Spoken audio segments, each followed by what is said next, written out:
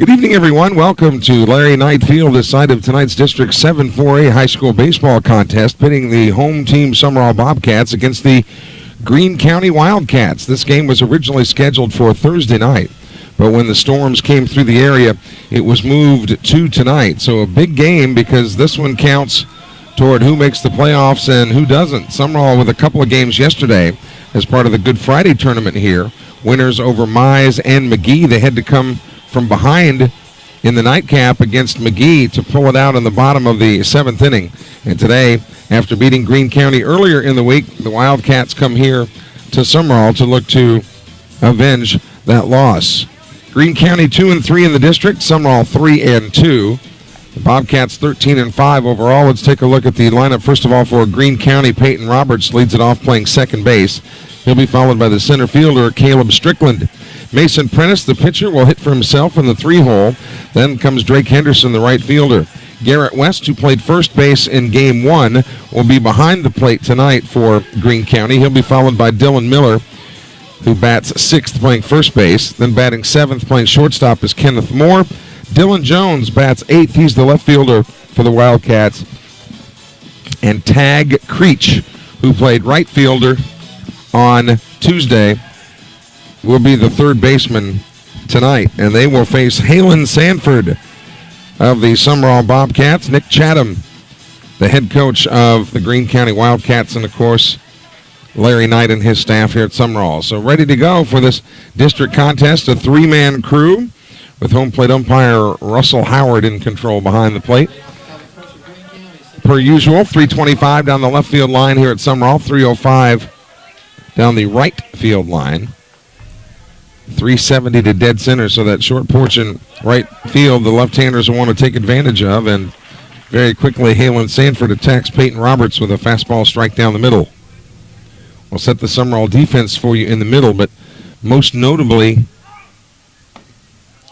here in the bottom of the first, or top of the first inning rather, as that count goes 1-1, we have to note that the sun field is dead center and over toward right, so Zane Berry, Dennis Jackson, and Billy Garrity really have to battle that sun here early going.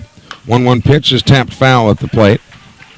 So Roberts behind in the count now, 1-2. Dennis Jackson will peer in occasionally with that glove up over his eyes. In the pregame warm-ups for both teams, the outfielders pretty much just gave up on trying to catch anything in the air out in center because of the intensity of the sun. Not a cloud in the sky here in Lamar County tonight. The 1-2 pitch. Swung on. Here's a chopper toward third. Barrett's got it. Strike over to first base, and Peyton Roberts is out on the 5-3 putout. And here comes the center fielder, Caleb Strickland. One up, one out here in the top of the first inning.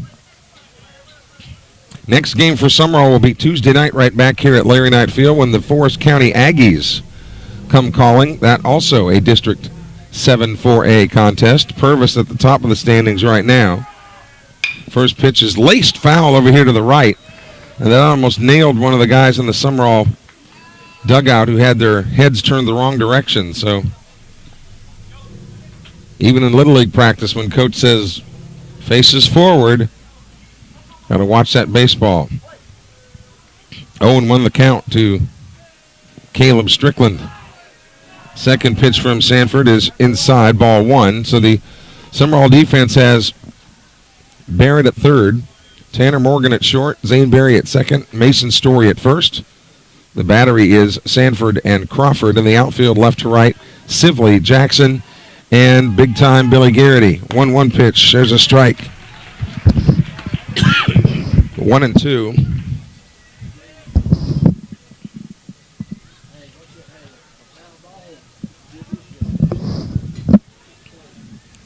Caleb Strickland, the hitter, Mason Prentice, the pitcher, the starting pitcher,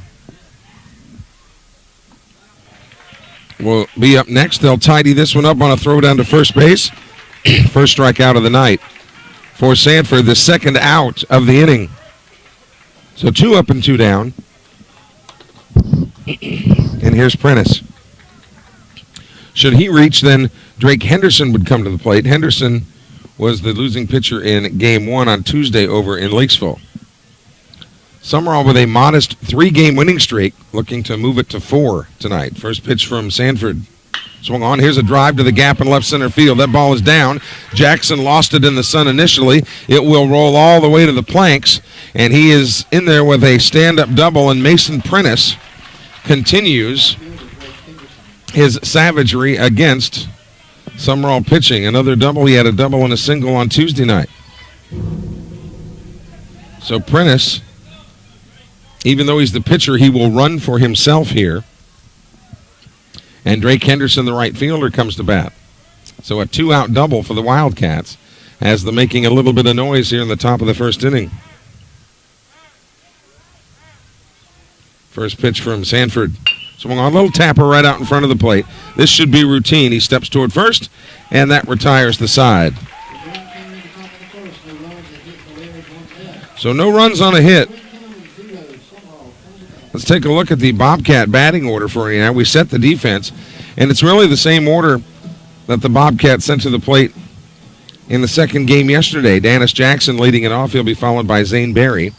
Garrett Robbins is the designated hitter in tonight's district contest. He is hitting for the pitcher, Halen Sanford.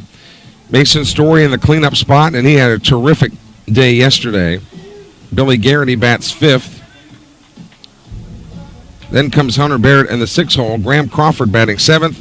Cross Sibley 8th. And rounding out the Sumrall order, Tanner Morgan at short. So for Sumrall, who again 3-2 in district play,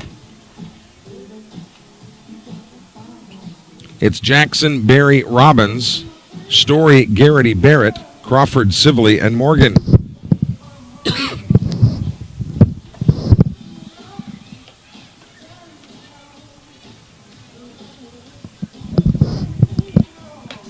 Sumrall trying to sweep this series, and if the Bobcats win this game, that will happen. So it would have been a sweep against Lawrence County, a sweep defeat against Purvis, which is really the reason the Tornadoes sit atop the standings, and then it would be a sweep against Greene County. So they would have a tiebreaker against Lawrence County, which I don't think is going to be as pivotal as a tiebreaker against the Wildcats.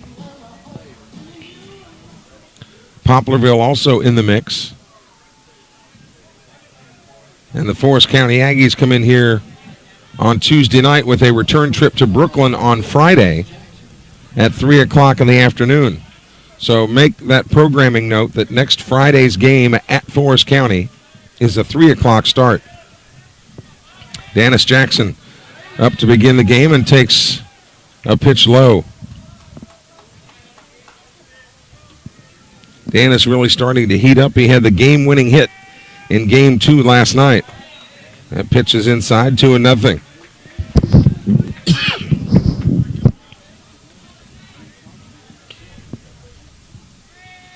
Fastball count, and he takes a strike right down the middle. Mason Prentice not wasting any time, getting the signal from Garrett West. And the 2-1 pitch is low, 3-1. West, the catcher for Greene County, has a younger brother, Connor, who's going to be quite a player for the Wildcats in the upcoming years. Greene County has always been kind of the wild card in this division because they can play with the best of them when they want to play. 3-1 to Jackson. Swung on and shot foul wide of first. That one almost got the right hand of Coach Steve Cooley, who's over there at first base. Larry Knight traditionally over at third. A beautiful night for the fans to watch baseball. Not so much for the outfielders here with that sun. Inside. And that's ball 4. Jackson is on. I'm not sure that DJ realized that the count was 3-2. And here's Barry now. Time for Bobcat Roll Call. Wherever you're watching or listening the game from, we'd love to hear from you on our text line at 601-310-7077. That's 601-310-7077. Keep that number on file. We want to give you a shout out and want to know who you're cheering for, and if there's any favorite Bobcat player that you're pulling for, let us Know that too. 601-310-7077. On the prowl at third is Tag Creech, anticipating the bunt. It is a strike at the plate, and the throw to second base does not get Jackson. It actually rolled into center field. So Dennis will be content for the time being, staying at second base, and we'll see if Larry Knight puts the bunt on again, or if he lets Barry swing away here. Bottom of the first inning, no score between the Bobcats and the Wildcats. The 0-1. That's strike two. So Barry in a hole now, 0-2. You know, I'm not sure the differentiating features of a Wildcat and a Bobcat. I'd never want to get close enough to figure that out. As far as I'm concerned, they're both Wildcats. 0-2 pitch, swing and a miss. Barry is out on strikes. One away, and here comes Robbins. Robbins had a blast yesterday to left field. The wind is not a factor at all tonight. Very still. The executive lounge out in left field, overlooking the field, is already full. First pitch is foul, and Jackson will have to head back to second base. We even have some folks kind of peeking up over the wall in right field tonight. And why not? I'd even get the grill going down there. Of course, sitting down there, that's a sun field for those folks. I'm not sure if they had to pay to get in, but if they didn't, they're having to look into the sun. 0-1 pitch is low.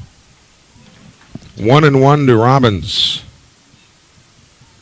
Robbins has verbally committed to Pearl River. They swept Itawamba yesterday. Pearl River now in first place in the MACJC.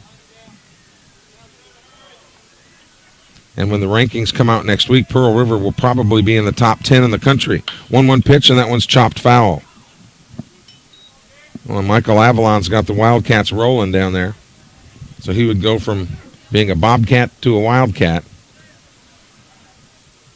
The shadows are creeping out towards center and right, which probably in the next 15-20 minutes, the sun will not be as big a factor as it is now. 1-2 effort. Throw to third base is late, and Dennis Jackson is there with one out. He was on the move, and a 2-2 count now to Robbins. So a sacrifice fly, which he had one of those yesterday, would be sufficient to give the Bobcats an early lead.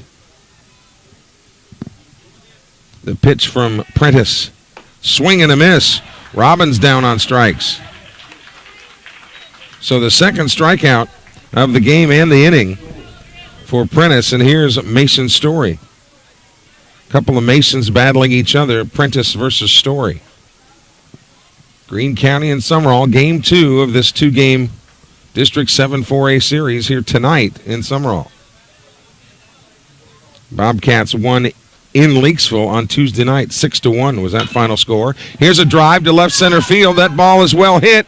That ball is up against the wall. Story rounds first. He's on his way to second. That guy is a hitting machine. An absolute hitting machine. Story continues to be red hot and drives Dennis Jackson home with a 2-out double. 1-0 Sumrall.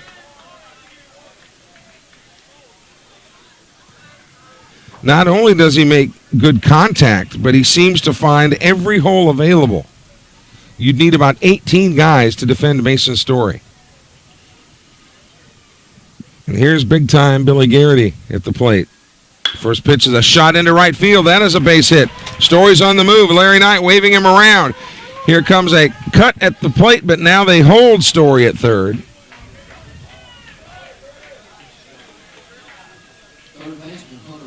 So runners at the corners. The second hit of the inning for Sumrall.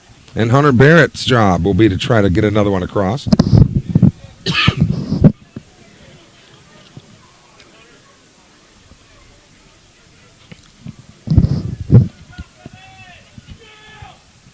Righty versus righty, the matchup here. We'll see if Garrity will challenge the throwing arm of Garrett West now. Barrett backs out. tried to get some Easter egg dye today, and it doesn't seem like you can just get the plain old colors anymore. They have to be glittered, they have to be painted, they have to be anything but just the regular old dyed Easter eggs like back in the day. So I'm going to have to go to vinegar and food color like we did back in the 1950s.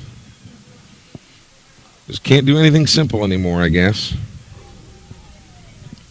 Barrett waiting for his first pitch. Here it comes. Low. West came up ready to pull the trigger, but Garrity was tethered at first. Sumrall has grabbed a 1-0 lead here in the bottom of the first, and the Bobcats may not be done. The 1-0. Swung on. Here's a tapper toward third. Creech has got it, throws over to first base, and Barrett is retired. 1 run on 2 hits. Bobcats lead at 1-0 as we head to the second inning. We want to thank our sponsors of Bobcat Baseball live stream, including Diversified Forestry, Premier Orthopedics, South Group Insurance, the largest independently owned insurance agency across the state with 20 locations, including Hattiesburg, Columbia, Collins, and McGee, that can help sort through that maze that is Obamacare and the Affordable Care Act, group benefits of all kinds. South Group Insurance. Also, MCS Building Supply and Insulation. If you use it in, on, or around your home, you'll find it at MCS. Help take a bite out of your cooling bills this summer by adding insulation. MCS can advise you where you might be short in insulation and can take care of that problem. And if you're building, remodeling, if you find yourself in that arena, MCS Building Supply has everything you'll need. It's your one-stop shop. And a special shout-out to our friends at Dyket's Professional Drugs in Laurel. Dyket's, spelled D-I-K-E-T''S. You can download their app now on your smartphone or Android and get your medical questions answered. You can even order your prescriptions so that they'll be ready when you get there. Dyket's Professional Drugs, proud to support Sumrall Bobcat Baseball. Kelly Sander along with producer-engineer Jeremy Thompson on a beautiful night with our 3-camera setup usually. Just working a 1-camera setup tonight. Even cameras get a night off every once in a while. So here's Garrett West. Garrett West hitting 5th in the order. West is the second of 3 West boys out of the Sandhill area of Greene County. Breaking ball fouled into the screen as Sanford really pulled the string on that one. West is a tall drink of water for a catcher. In the 6'4", 6'5" range. He's a big one. Righty versus righty.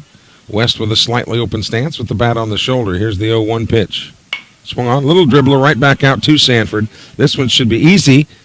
Almost too easy as he flips it over to first base. I say almost too easy because they set their feet and make that throw and almost throw it so slowly that breaks their rhythm and can sometimes make a bad throw. Here's Dylan Miller, the first baseman.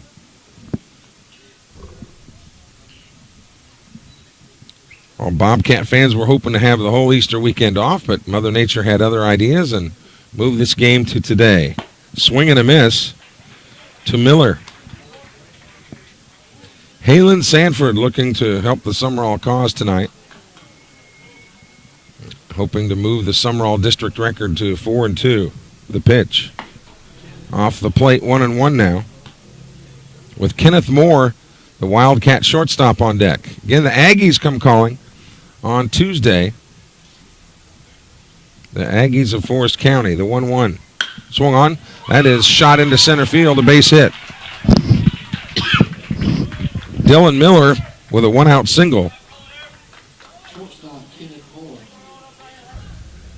Second hit of the game for the Wildcats to go along with Prentice's double in the first.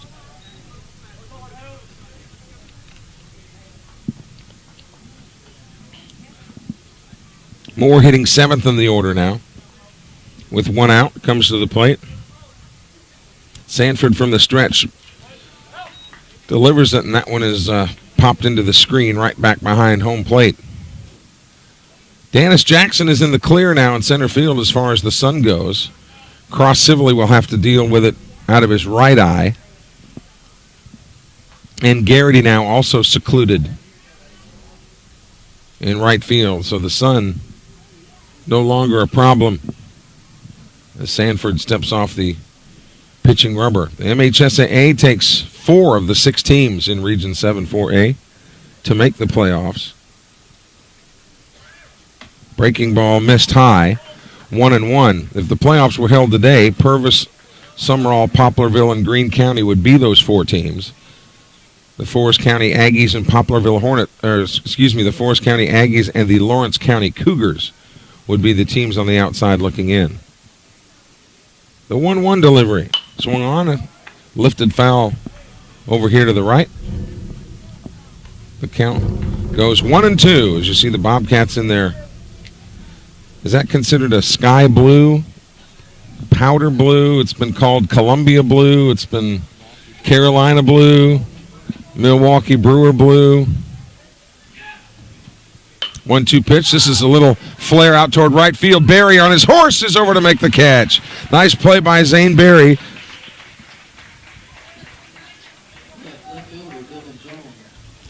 Showed his quickness to read it initially and then just flat out foot speed over there to get it.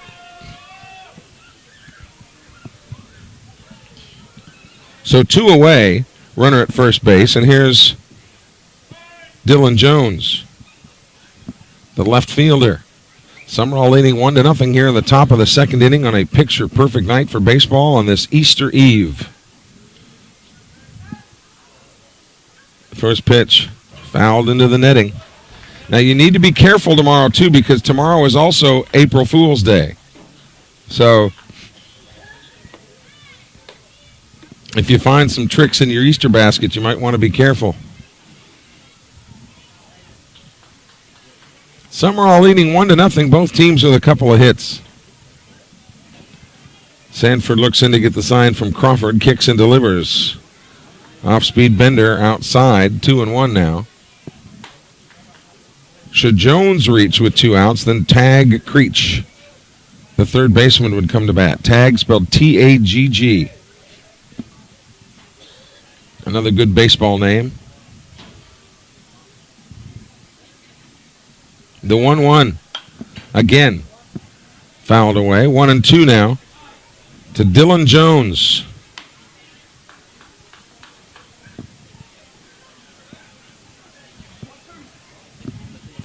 Yeah, the executive lounge in left field is a standing room only out there.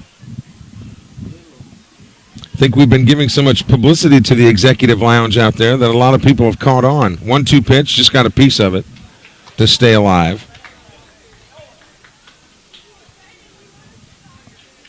But there is, as they say at all the rock concerts, limited seating in the executive lounge and left.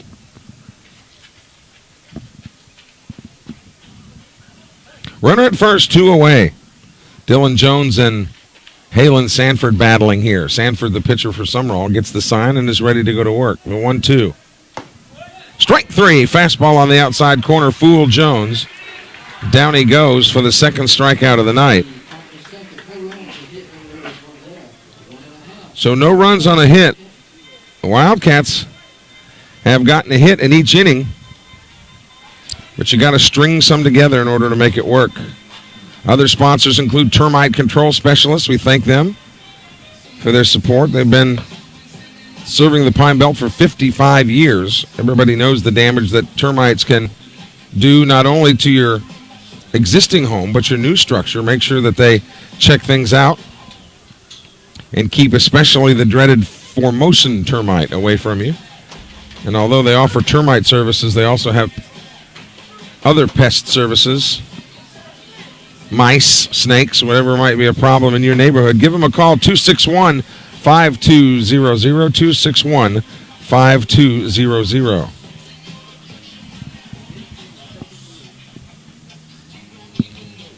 At halftime, Loyola was beating Michigan, but now the Wolverines have just grabbed a 48-47 lead. That's in the first NCAA semifinal game of the night. The second one will pit Villanova against Kansas. Kansas of the Big 12. The lights are on now here at Larry Knight Field as Graham Crawford comes to the plate. Hitting 7th in the order, the catcher for the Rawl Cats. Trying to figure out right-handed pitcher Mason Prentice, and he takes a strike on the corner. Mike Smith, the umpire down there at first. The wily veteran. There's the 0-1. That's outside. So you think that's umpire Kevin Britt down there in right field, huh? Well, if he's listening to the game, we'll have to see if he is listening, he can wave at us down there, knowing that we've called him out. That pitch is low, 2-1 now. He went to grab the jacket. As things will start to cool down quickly here. Strike 2 on the corner. Called strike. I thought the Drake Henderson worked quickly for Greene County, but Mason Prentice works even faster. The 2-2 delivery. Inside. So the payoff pitch coming to Graham Crawford. He'll be followed by Cross Sibley and then Tanner Morgan. Sumrall leading Greene County 1-0 here in the bottom of the second. 3-2 pitch. Swing and a miss. Crawford down on strikes. And that is the third punch out already for Mason Prentice. And here's Sibley, the left fielder. Sibley, a left-handed thrower, but a right-handed hitter. First pitch to him, he got a piece of it, but knocked it foul over here. Boy, the Peterson family Easter could be held right here in the press box tonight. All you need is a ham and some sweet potatoes, and you're good to go. That pitch is inside, 1-1 now. Producer engineer Jeremy Thompson to my left, and public address announcer Mike Peterson to my right. Here's a slow chopper toward third. Creech will play it, but not have a play. Little miscommunication from the pitcher Prentice and Creech. Creech was coming across the diamond and probably should have made that play. But it'll go as an infield hit.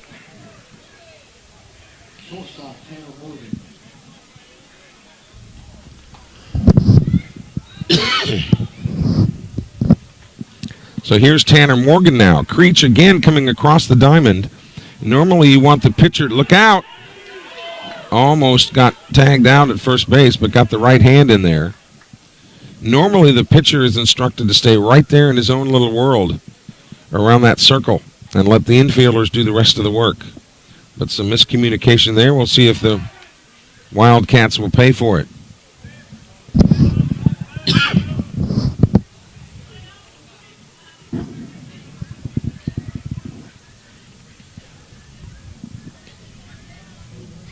First pitch coming, and there's a pitch right at position A.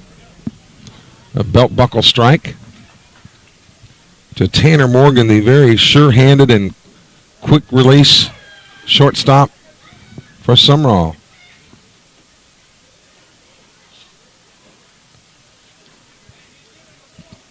Time was called, and I think Steve Cooley might have been a little bit too far out of the coach's box over there at first, and as soon as he got back to the box, time in was called, and Morgan lashes at that one, but fouls it in the screen and finds himself down 0-2. As Canes, the game sponsor tonight, feeding producer engineer Jeremy Thompson, and I'm in agony over here. Throw again back to first to keep Sibley close. 1 on, 1 out for Sumrall in the bottom of the second. Bobcats already lead it 1-0, looking for more. Trying to get a big district win. The 0-2, too high. 1-2. This Easter weekend, of course, the students for Lamar County scheduled to be out on Monday. Pitch is too high, 2-2. Sibley faked the steal. The spring break for Lamar County students was 2-3 weeks ago in middle of March. Tomorrow, of course, April 1st. Throw again back to the bag. Coach Garrity down there in right field talking to the fans in the right field area beyond the fence. 2-2 pitch. Called strike 3. Tanner Morgan out on strikes.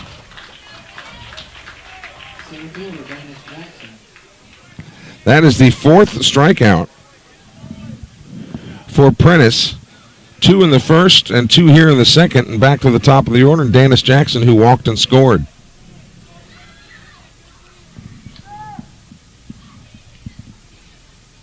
Lights in command now at the field. First pitch to Jackson is high, ball 1. Jackson's got another year left on his contract, so to speak.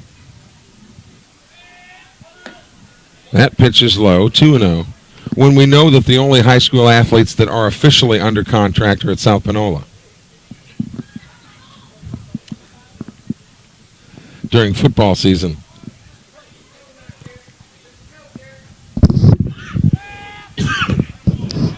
Dennis Jackson takes a strike there. Count now 2-1 to the junior center fielder. Wildcats looking for another run here in the second, leading 1-0.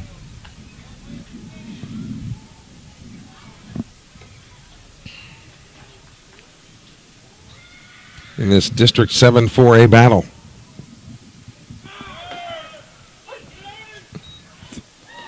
Throw down to second base. Sibley gets in there. Jackson takes a strike. And it's 2 balls and 2 strikes now. Sibley in scoring position.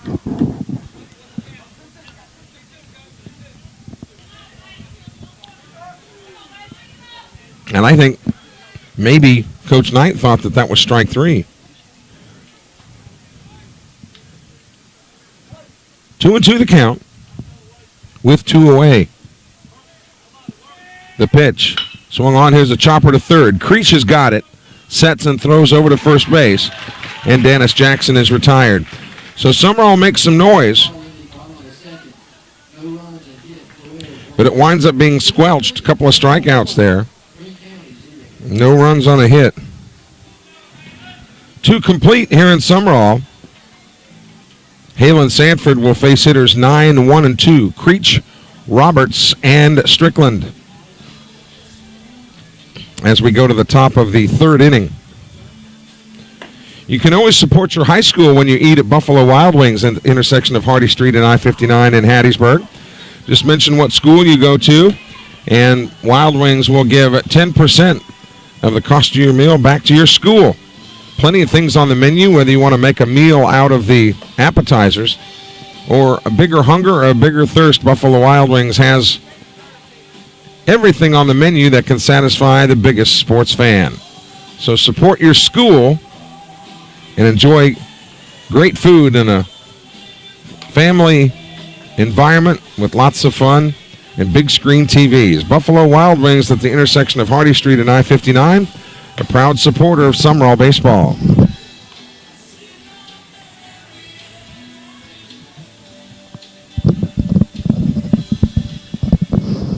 As the group Boston plays on the PA system. Tag Creech scheduled to lead it off here. Tag is senior on this Wildcat baseball team. Sumrall protecting a 1-0 lead here in the top of the 3rd. We mentioned that Creech played right field on Tuesday night. Now playing the hot corner of third base tonight. First pitch from Sanford. Bunt is attempted and fouled back to the screen.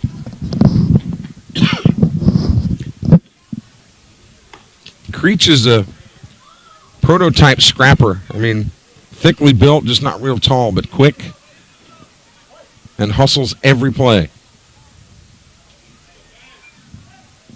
Trying to catch the Bobcat defense sleeping just a little bit. The bender stays high. 1-1 now to Creech. Peyton Roberts, the leadoff man for Greene County on deck. Swing and a miss late on the fastball there. We mentioned Tuesday that Greene County, obviously a consolidated school system now. There used to be a high school in Leakesville. The Leakesville Bears. The 1-2 pitch. Swing and a miss. Halen Sanford warming up and blowing it past Creech. That is the third strikeout of the night for Sanford. And here's Roberts. He grounded to Hunter Barrett his first time up. Sumrall leading 1-0 here in the top of the third.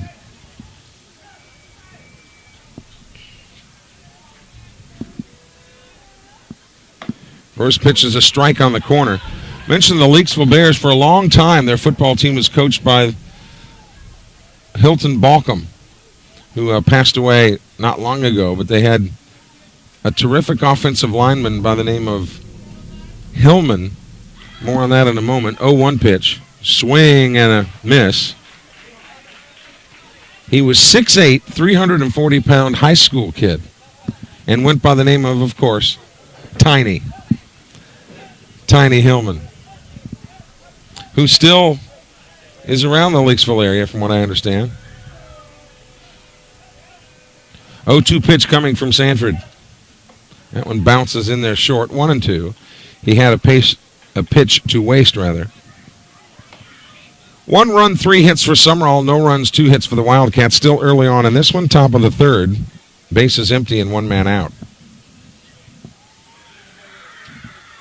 Baseball players and fans' dream tonight. Absolutely perfect conditions. 1-2 pitch. That's short again.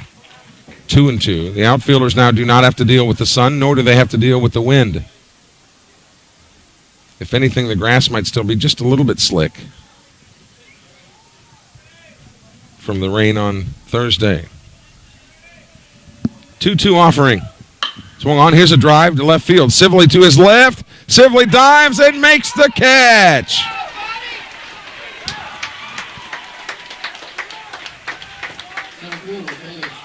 Nice play by Cross Sibley, and the left field executive lounge going crazy over there. They loved that play right in front of them.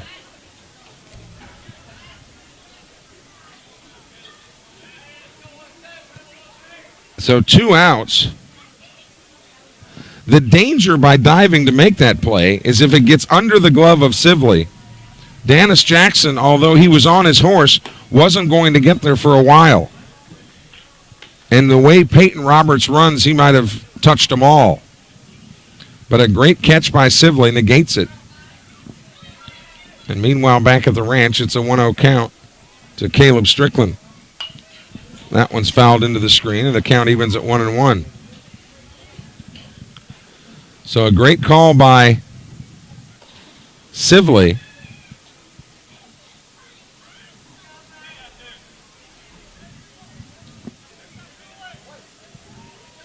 Here in the top of the third to Roberts. 1-1 pitch. Strike. Fastball on the inner half of the plate. As umpire Russell Howard goes up with the right hand.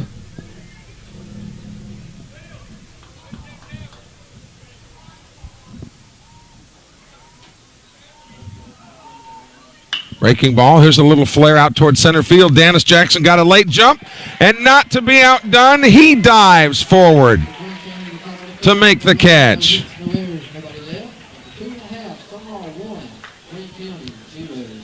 I'm not sure if Dennis didn't do that on purpose, just to show the freshman, hey, I can do it too. But the long and the short of it is that the Wildcats go down in order. No runs, no hits, no errors, and thank you to the guys down at the grill for bringing up the armadillo sausage. Fresh armadillo, Jeremy. You going to pass? Got to do something with the roadkill in Lamar County. We'll cook up anything else. Why not? So we go to the bottom of the third. Barry, Robbins, and Story are coming up. Columbia Medical Supply, a sponsor for Sumrall Baseball. They specialize in equipment for sleep apnea. They actually have a respiratory therapist on staff. Most insurance is accepted. Columbia Medical Supply, Highway 98 bypass in Columbia. Thank them for their support if you get the chance. That armadillo sausage, pretty good in it. So here's Zane Berry, who's struck out his first time up. Takes the first pitch inside. Of course, I don't know why the guys from the grill brought me the armadillo sausage, because I can't eat it while I'm working. Second pitch is low. Meanwhile, Jeremy has polished off the canes with the Texas toast and the fries, and now working on the armadillo sausage. And here I sit, 2-0 pitch, which would lead you to ask the question, how am I as big as I am? 3-0. Barry way ahead in the count here. That's inside, and a 4-pitch walk to a very fast Zane Berry. Could prove to be problematic for the Wildcats. Here's Robbins now. He struck out swinging back in the first inning. Old G, the designated hitter for Halen Sanford, the Sumrall pitcher. Prentice out of the stretch, delivers a ball inside to Garrett Robbins, who could pitch if he needed to. Was recruited as an outfielder at PRC.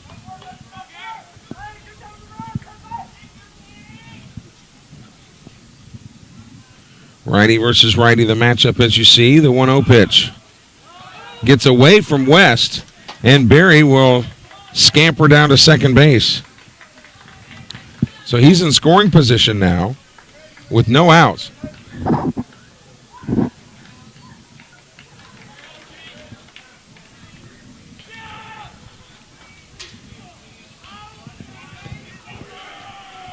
The 2-0 offering inside 3-0, so that's 7 straight pitches out of the zone offered by Prentice. He walked Berry on 4 straight, and now Robbins ahead in the count, 3-0.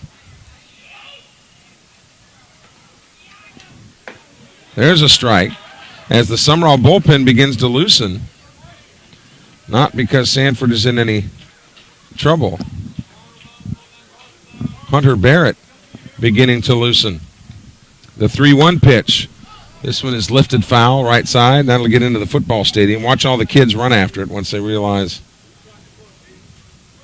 they're still oblivious to the ball even being there.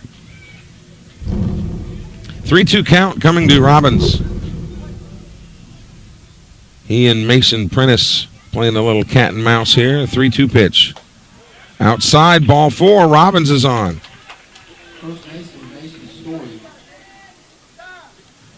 So runners on first and second and no outs. Michigan has defeated Loyola 69-57. So the Wolverines out of the stinking Big Ten, out of the Big Ten, headed to the national championship game of basketball. Hopefully, if you'll allow me, against the Kansas Jayhawks, hopefully.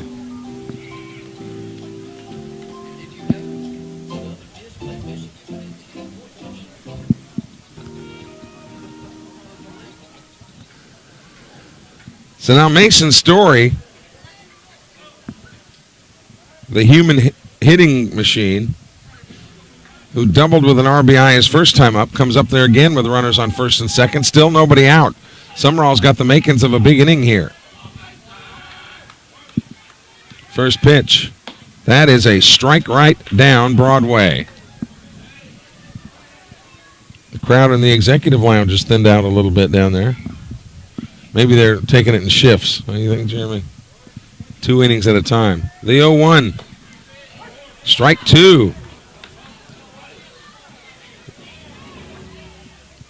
Inner part of the plate. So 0-2 to Story. Coach Nick Chatham and the Wildcats over here to our left in the third base dugout. Sumrall in its traditional first base digs. That bender just missed away. 1-2. all kinds of room in right center field for Story. They are playing him to pull.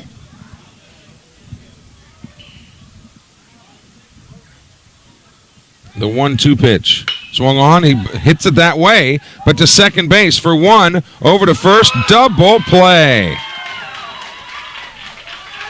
That's what he wanted to do, was hit it to the right side, but maybe lofted just a little. But it turns up being a 4-6-3. Robbins is erased at second. Barry advances to third with 2 away. And it'll be up to big-time Billy, who singled his last time up, to bring him home. Sumrall trying to extend a 1-0 lead here in the bottom of the third. 1-0 pitch. Wanted to pull it and actually hit off the leg of Garrity. Boy, watching Garrity and Robbins both warm up in right field, how effortlessly they throw that ball from near the fence in right field all the way to third on a dime is amazing. 1-1 the count to Garrity. Low, 2-1. So he's worked himself into a fastball count. Nice pictures of Sibley and Jackson both making catches in their respective outfield positions. That pitch is low, 3-1.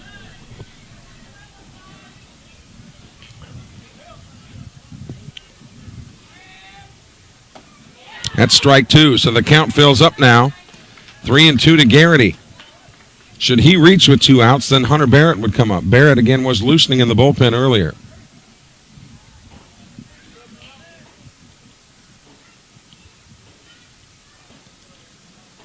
From the full wind, here comes the 3-2 pitch. Swung on. Here's a fly ball to left center field.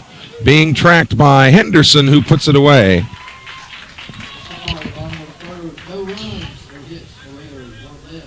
So nothing across for Sumrall here in the third. A couple of walks can't be turned into runs. So we've completed 3. Sanford will face the meat of the order. 3, 4, and 5. And speaking of meat, Jeremy, we still got some armadillo sausage over here. Easiest way to get rid of that roadkill.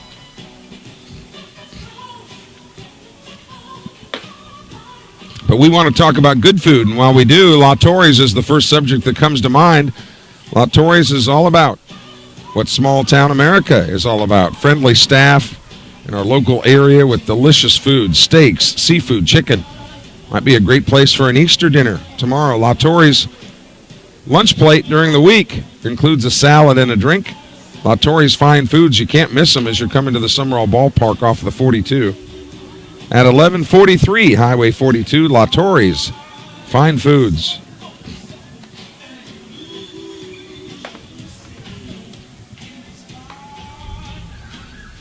No changes for the Sumrall defense as we near the halfway point here now in this game.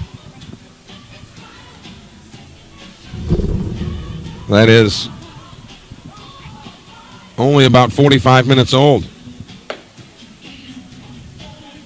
Sumrall won the JV game earlier tonight. The varsity trying to duplicate a victory, and here is Mason Prentice, who has absolutely chewed Sumrall pitching alive. He has chewed up Bobcat pitching. Prentice with a couple of hits on Tuesday night, has a double here tonight. And I'm sure Sanford has been notified of Prentice's prowess. First pitch is a shot foul down third. So Prentice with the ability to help himself here in the top of the fourth.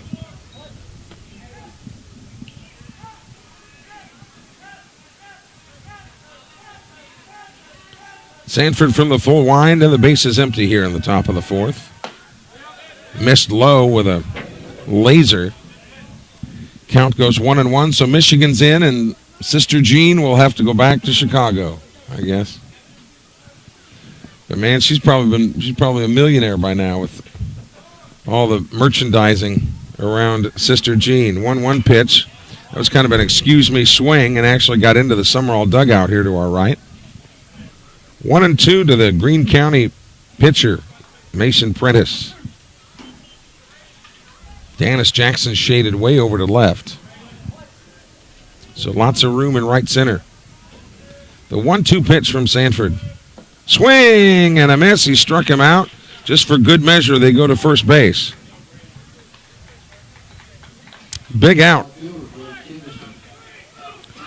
And the fourth strikeout of the night for Sanford, who has a punch out now in every inning. One in the first, one in the second, one in the third, and one more here in the fourth. And here's Drake Henderson.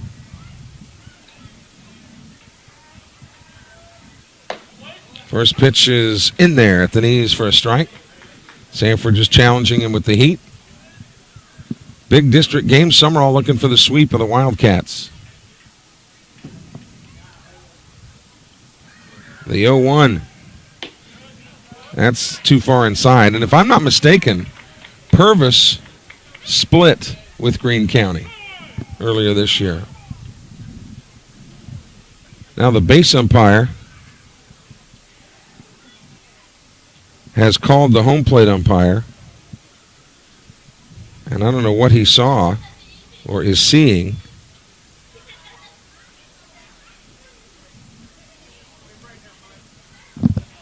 Oh, they're indicating that Mike Peterson was signaling to the coaches where the pitches were.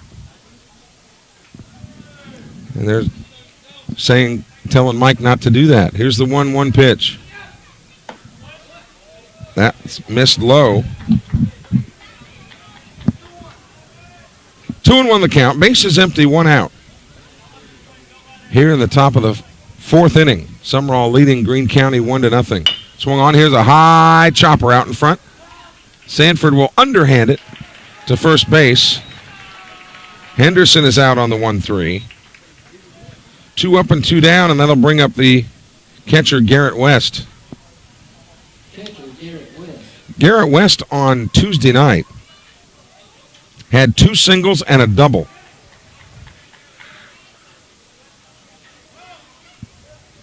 So West was another one that had a good night. The Wildcats just couldn't string anything together. First pitch, he was on it, but popped it out of play to the right. Got to talk to West on the way into the ballpark tonight. He said he was pleased with the way he hit the ball on Tuesday night, but he was also playing first base and kicked a couple around that he was not too happy about. Of course, when is a player ever completely satisfied, right? And now West calls for time at the plate.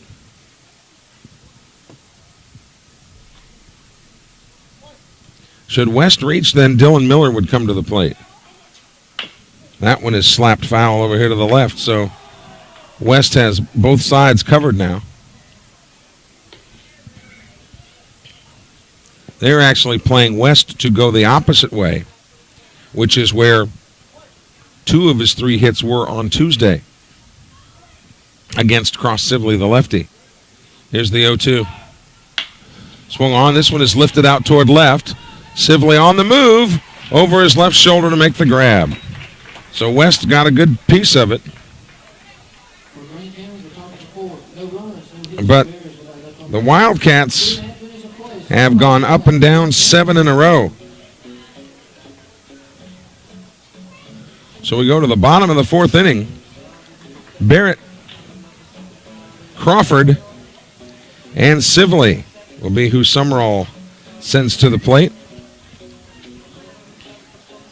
Forest Funeral Home is one of the sponsors of Sumrall Bobcat baseball during the 2018 campaign. They know how difficult it is to deal with the loss of a loved one and want to make it as simple for you as possible, whether you want to prepay for your funeral or make arrangements for any family member. They're there to assist you in every aspect of your planning. Forest Funeral Home wants to exceed your expectations to help ease your burden.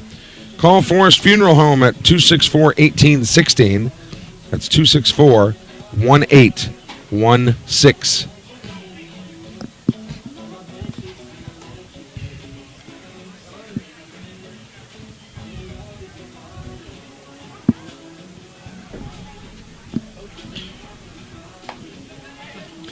Barrett grounded to third.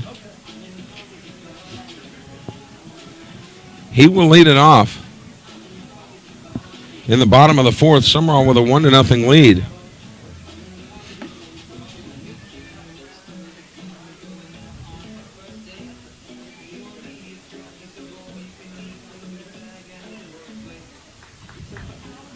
Righty versus righty.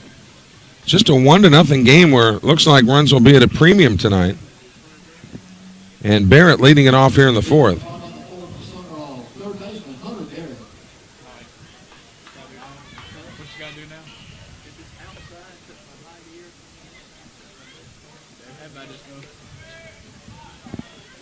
Barrett hitting sixth in the order.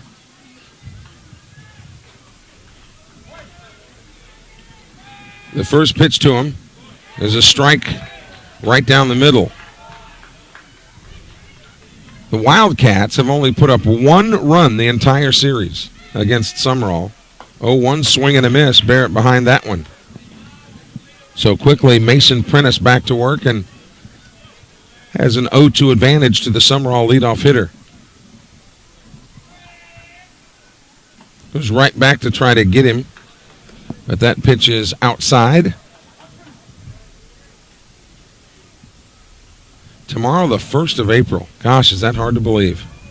How quickly 2018 is moving. The 1-2 pitch. Inside, that evens it out now at 2-2. The Greene County defense has Creech at third, Moore at short, Roberts at second, Miller at first. The 2-2 pitch. Swung on. This will be a tough play for them to make. It'll be Creech. Quick throw to first. Mike Smith called him out. Close play, and a good play by Creech to stay with it. But again, the pitcher Prentice working his way over that direction. Creech took more of an aggressive line on the ball that time. And in my opinion, that's the only reason they were able to make that play. If there was any vacillation on either player's part, Barrett would have been safe. First pitch to Crawford is called ball one.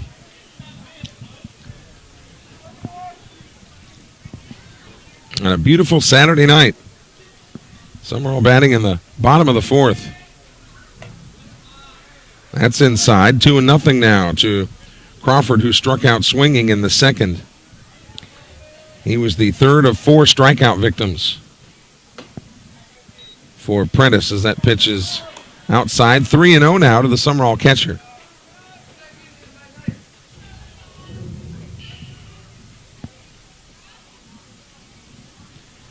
Collecting himself is Prentice as he steps off of the pitching rubber. Now gets back to work. 3-0. Low, ball 4. A 4-pitch pass.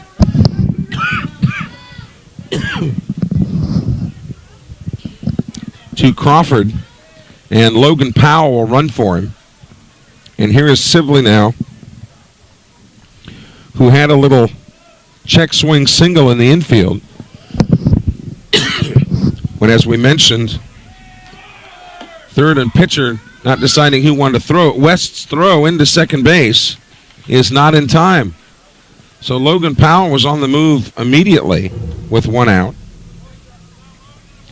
West's throw had a chance to get him, and the Wildcats put the tag on, but not before Powell's hands were already on the bag. The 1-0 to Sibley. Outside, 2-0. So that's 6 straight now outside the zone.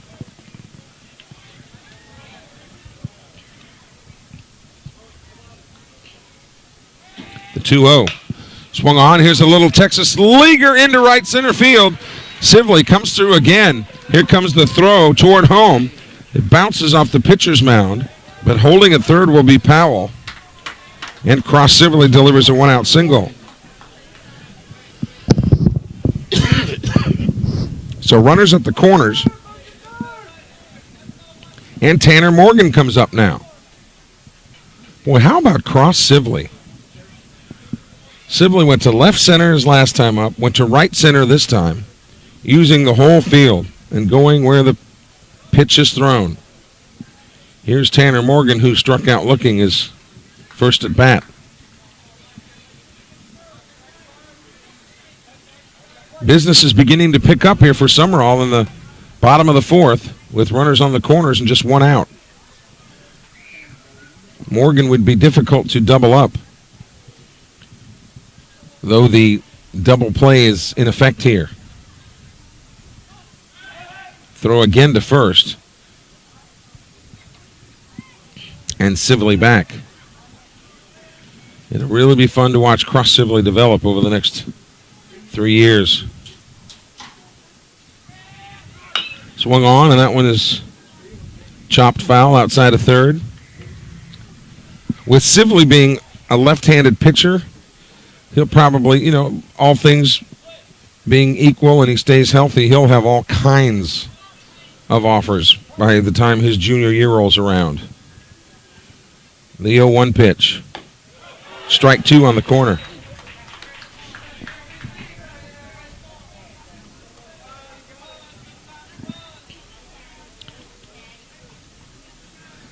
The sacrifice fly would work. Logan Powell with enough speed to get there. The throw gets away from the first baseman. Logan Powell breaks for the plate and scores.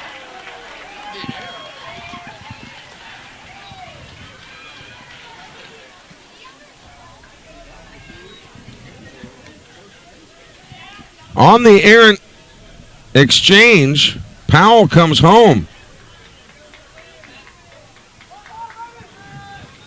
So now the run is in, and even if the double play is rolled, it won't cost Sumrall a run. Morgan slaps it into right field. Sibley rounds second. Here comes the throw to third. It is a strike, but they don't make the catch. And right behind him is Morgan advancing to second. So runners on second and third.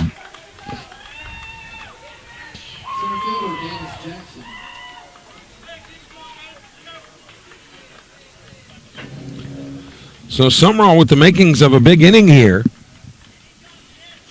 Morgan at second base will do whatever Sibley does at third. Advance or hold. And here's Jackson. He has walked and grounded to third. Sumrall batting in the bottom of the fourth, leading 2-0, but looking for more. First pitch is high inside, nearly hit him. With Zane Berry on deck.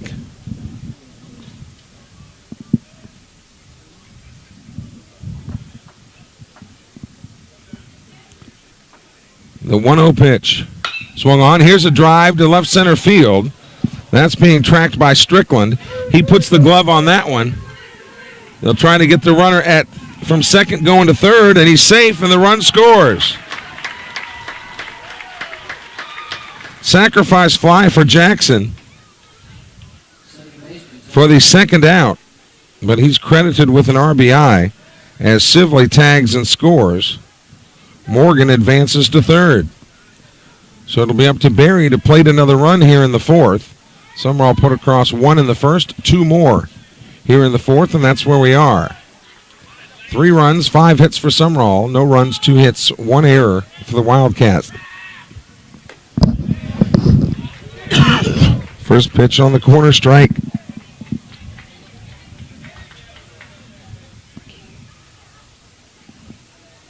Meanwhile, Sumrall's Halen Sanford has sent the Wildcats up and down 7 in a row. Second pitch is there for a strike, so Berry will have to get busy here now with an 0-2 count.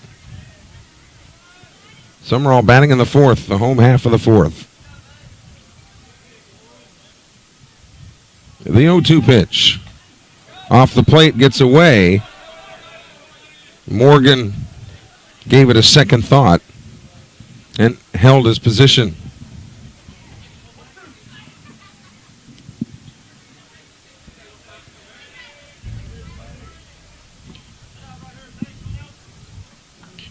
Should Berry reach, then the ever-dangerous Garrett Robbins would come back up. 1-2 pitch. Swing and a miss.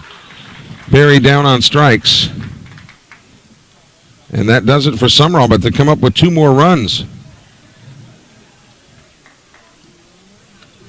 Berry is the 5th strikeout victim of the night.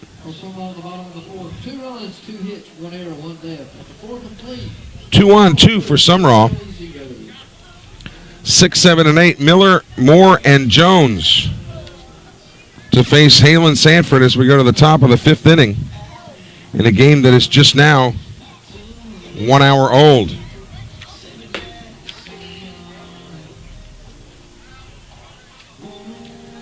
Movie Star Restaurant is a place that would be a good place also to go for your Easter dinner.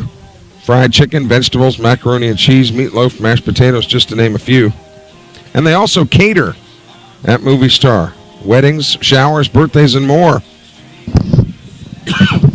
Choose from the favorites on their catering menu and leave the cooking to the pros at Movie Star Restaurant on Old Highway 11, across from Temple Baptist Church in the Oak Grove area.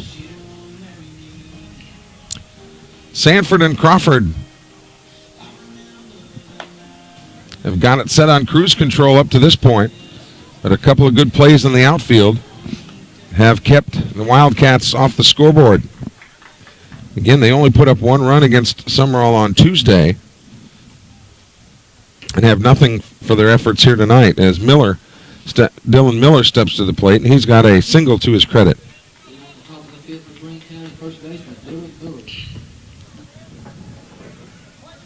Righty versus righty.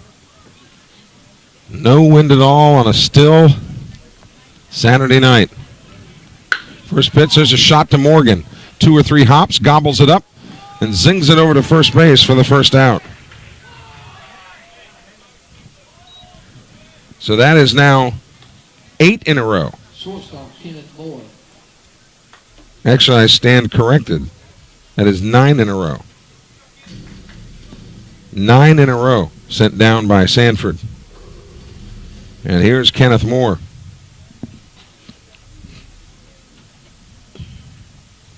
First pitch to him is swung on and knocked out of play over here to our right.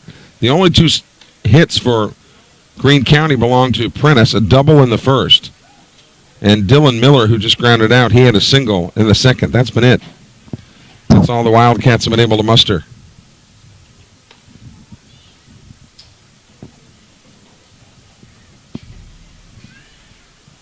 Oh, and 1 the count to the Wildcat shortstop, Kenneth Moore. Sanford takes his time, now gets to work. Check swing, laid off a pitch in the dirt. 1-1 the count with Dylan Jones, the left fielder, waiting in the on-deck circle.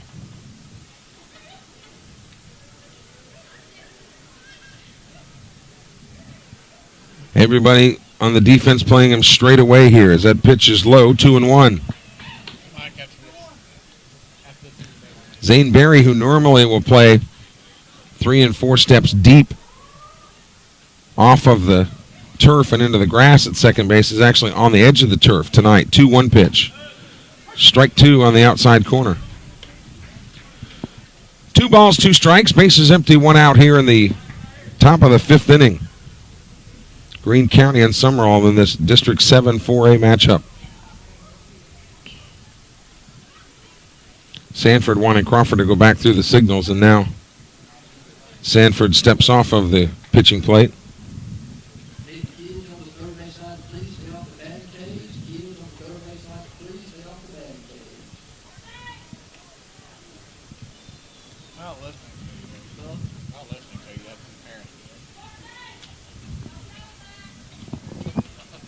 Two and 2 the count. They've got it all situated now again. Pitch from Sanford is low, and the count fills at 3-2.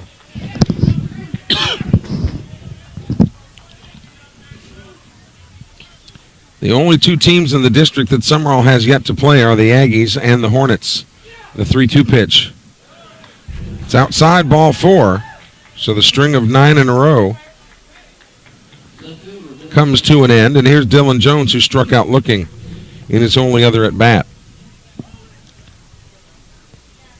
think the way that the next two series works out is that the Aggies play here on Tuesday, and then the Bobcats go there for Friday afternoon. But then I think it flip-flops that the first game against Poplarville will be in Pop Vegas.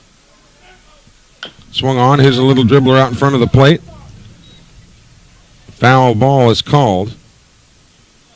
And I'm not sure that this happened here, but back when we were kids, which was when everything was in black and white, if you hit the ball off the plate and it bounced forward, it was a fair ball. But now when it seems to do that, all the umpires call timeout, timeout. You know.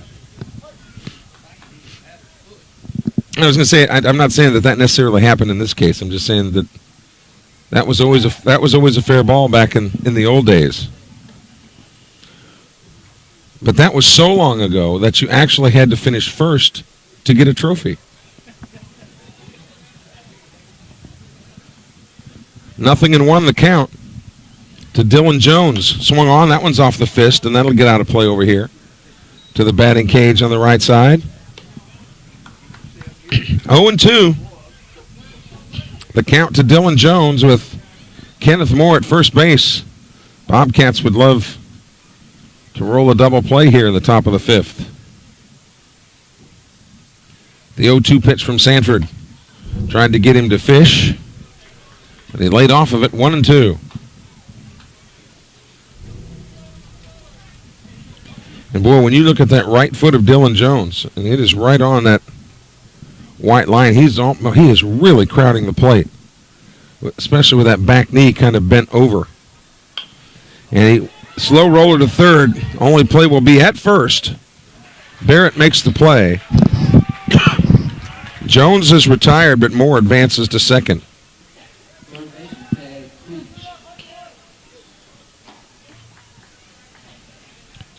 So 2 away, and here's Tagg, spelled T-A-G-G, Creech, like the guy on Saved by the Bell. Oh no, that's Screech, not Creech. Top of the fifth inning. Wildcats have a man in scoring position at second. He'll be moving on contact. First pitch to Creech is a beautiful pitch right on the outer part of the plate. Called strike one. Looking ahead to the Sumrall fifth, the meat of the order. Robbins, Story, and Garrity, hitters 3, 4, and 5. Sumrall leading 3-0. 3 runs, 5 hits, no errors for Sumrall. No runs, 2 hits, or 2 hits and 1 error for the Wildcats.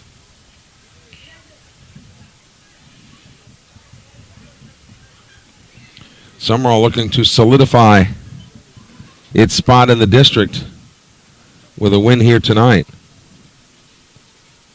There's like 3 seasons in baseball: the non-district games, the district games, and then the playoff games.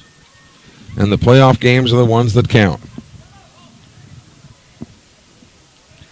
Tagg, Creech hitting 9th in the order for Coach Nick Chatham, and then they'd go back to the top of the order with Peyton Roberts.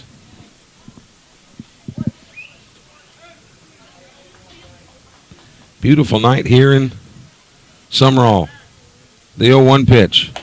Another fastball right down the middle. So Creech will have to get the bat working now. Looking at an 0-2 count. Sanford worked more quickly in the beginning of the game, but has worked more deliberately now in the middle part of this contest. The 0-2. Swung on. Here's a chopper to second base. Barry's got it. Over to first base, and that's an out on the 4-3. So no runs on no hits. They did strand a man, but next inning, the Wildcats will go back to the top of the order as Mason Prentice comes out to loosen up, and as we mentioned, he'll face hitters 3, 4, and 5 for Sumrall.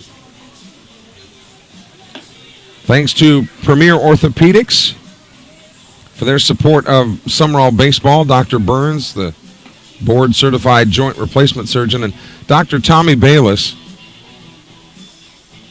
at Premier Orthopedics. Tommy Bayless was quite a player at North Forest back under Coach Alton Waltman and is becoming quite a leader in sports medicine. Doctors Bayless and Burns at Premier Orthopedics. And here's Garrett Robbins. Garrett has struck out and walked. When he walked, he wound up being erased at second on a force out. First pitch to him is a squib foul at the plate. So we know one half of the national championship game, the Michigan Wolverines will be there.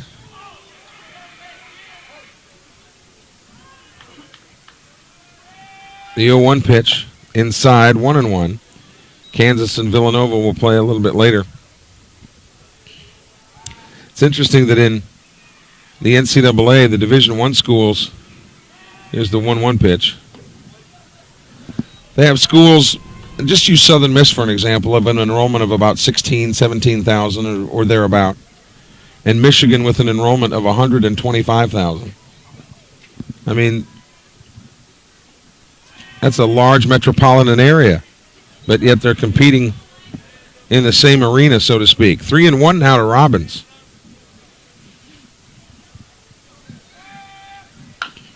Got a piece of that one to take the count full at 3-2.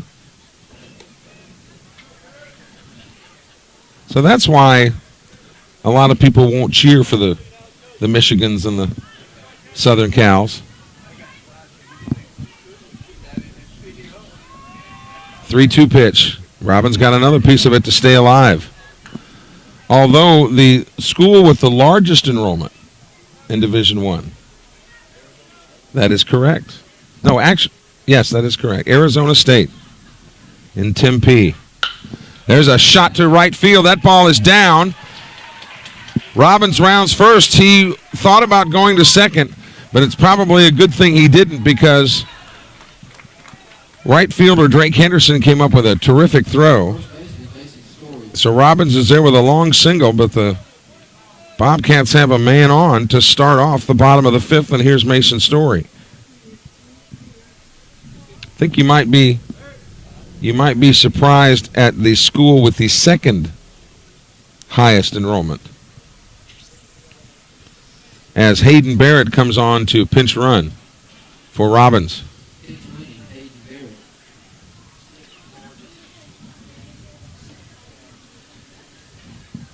And if I give you a clue and tell you it's on the other side of the country from Arizona State, way on the other side of the country. Here's Robbins, or Story rather. Bobcats trying to extend a 3-0 lead here in the bottom of the fifth. First pitch going, throw by West to second base is in time. And Barrett is out. So very quickly with the hit and run on. Story swung through it, and that's the chance you take on the hit and run. Second pitch is there for strike two. It is not Penn State, but that's a good guess. As we've got everybody in the press box guessing now after Arizona State, the second largest student population. Fastball strike on the inside corner. Story goes down, and that's really unusual. Story just doesn't strike out very often. That is the sixth strikeout of the night, recorded by pitcher Mason Prentice. And here's Billy Garrity. That pitch is off the plate. Garrity, let's see what he's been up to. He singled in the first and flew to center in the third. That one bounces in there, 2-0. Would you believe a school in Orlando, Florida, Central Florida, has the second highest student population? That's outside. 3-0 now to Garrity. You couldn't pay me to live in Orlando. That's outside. 4-pitch walk to Garrity.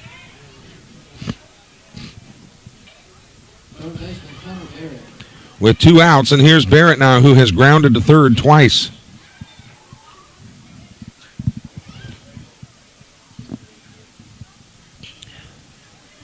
Orlando, Florida, home of Disney World and the $15 hot dog.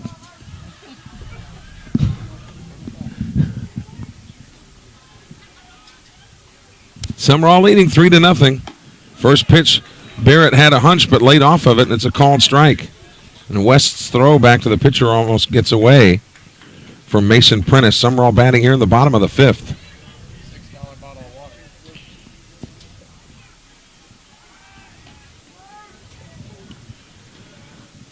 And I think that's where the original term Mickey Mouse outfit originally came from.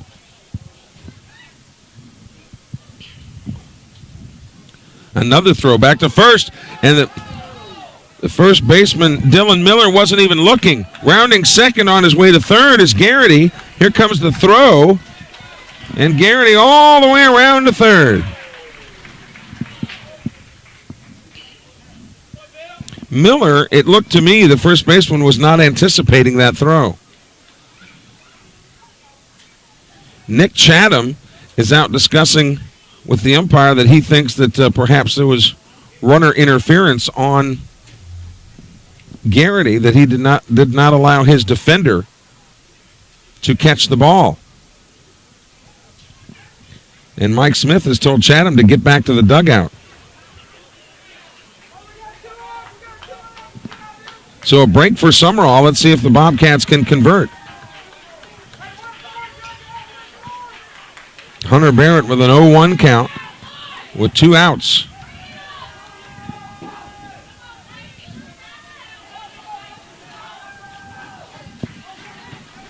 The 0-1 inside, 1-1. That's something, I mean, when you think about Garrity, one of the things you don't realize is really his foot speed. He's a lot faster than people give him credit for. 1-1 pitch, that's a shot, but outside the line at third. That was close. Garrity, obviously, with the cannon arm and the ability to hit, but he's a triple threat. He can run, too.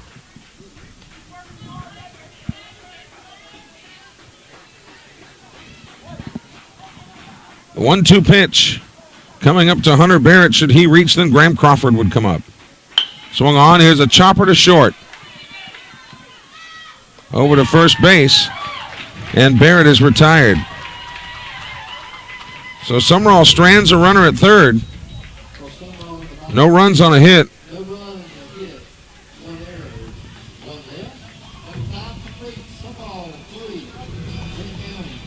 Looking at the line score for Sumrall, 3 runs, 6 hits, no errors. Greene County, no runs, 2 hits, 2 errors. As Halen Sanford has been brilliant tonight, and he goes back to the mound, where he will probably have to work his way through the order just one more time as we go to the top of the 6th. Next weekend, it's the Aggies. And is there a Saturday game at West Jones next week? So 2 out of the 3 games next week will be on the road for the Raw Cats. Friday in Brooklyn, and they'll turn around and get on the Yellow Dog and head to Soso on Saturday.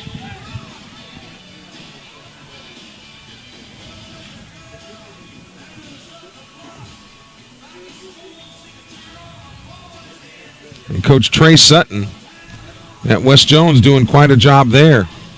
We talked about Northeast Jones in the 4A classification. Northeast Jones quietly having a terrific year. South Jones is 5A. West Jones is 5A. Northeast Jones is 4A. And Laurel is 5A. So you've got the 3 Jones County schools in the 5A classification, Northeast and 4.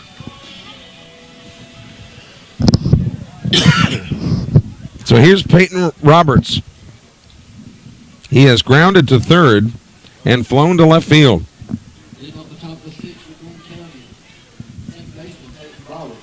And I use that term flies to left field loosely because it was a great swan diving catch to his right by Cross Sibley that kept Roberts off the bases.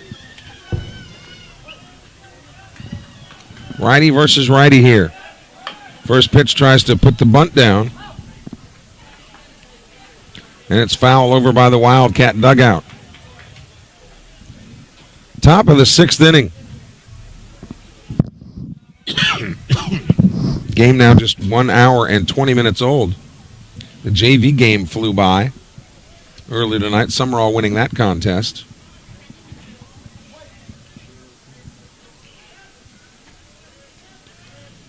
Halen Sanford has been in control all night. The 0-1 pitch. Breaking ball popped out of play. So 0-2 to the Wildcat second baseman. Caleb Strickland, the center fielder, and then Mason Prentice would come to the plate. And the Wildcats got to get busy. 3-0 pitch. Short. So 1-2 to Roberts.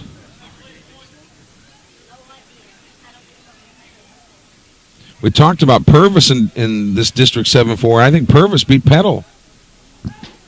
So the Tornadoes are coming up roses so far this year. Purvis beat Oak Grove earlier, then they beaten Petal, and they swept Sumrall. So Tornadoes on a roll. 2-2 the count here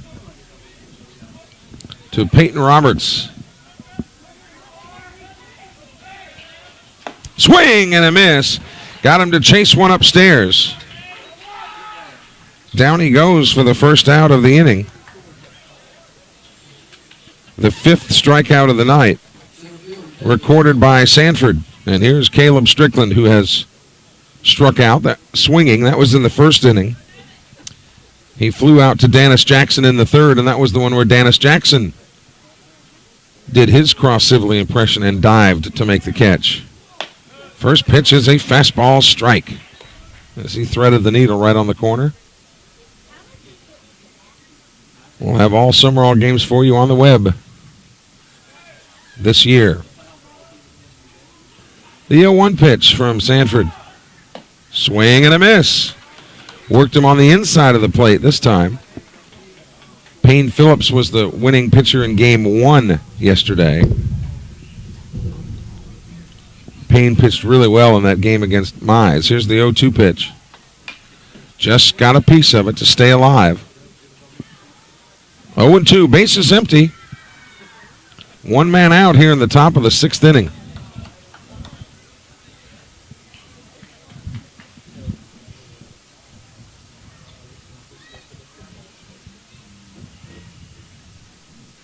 Sumrall leading Greene County 3-0. Sanford from the full windup gets the sign from Crawford and delivers. That's high and away. 1-2 now.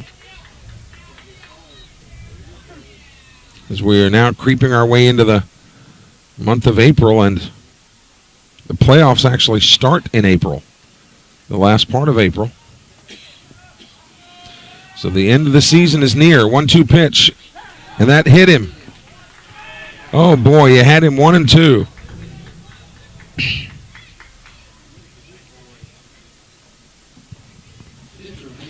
And here's Mason Prentice. Prentice has doubled and struck out. Double play in effect here for the good guys. Sumrall wearing the powder blues tonight with the old-fashioned striped socks. Love those. The game of baseball hasn't changed a whole lot. Uniforms have evolved a little bit over time. Throw over to first base. There was a major league team in the late 1970s that actually wore shorts as part of their uniform. the Chicago White Sox actually wore shorts at some of their games in the summertime, just like shorts, like softball shorts. That first pitch is low, 1-0. Bill Veeck was the owner of the team back then, and Bill Veeck, even old back in the 70s, was the innovator of a lot of things in baseball. 1-0 pitch, swing and a miss. Crawford lost control of the baseball for a minute, but picked it back up. It was Veeck that sent a midget to the plate in a playoff game one time in order to gain the advantage in a strike zone. Back in the 40s, I think, sometime. Throw over to first. But Veeck thought the shorts would look really good, and of course the dirt that the pros play on is almost like powder, so it didn't tear up their legs at all. Again, a throw over to first. But thankfully, that only was for a couple of seasons.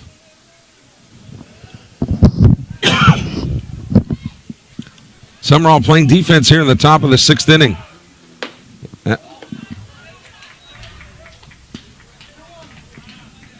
That pitch is outside. 2-1 now.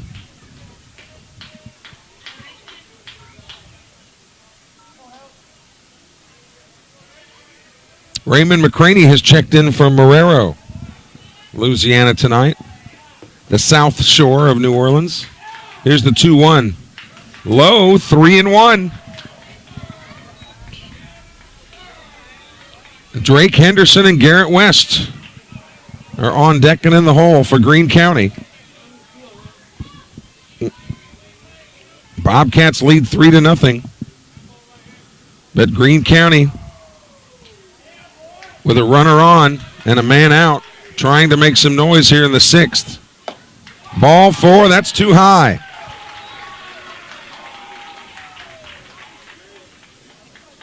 So runners on first and second, and that'll bring Larry Knight out of the dugout. Now Henderson has really been handcuffed. He has dribbled 2 little easy ground balls back to the pitcher tonight. The only person warming at all in the Sumrall dugout at all this evening was Hunter Barrett.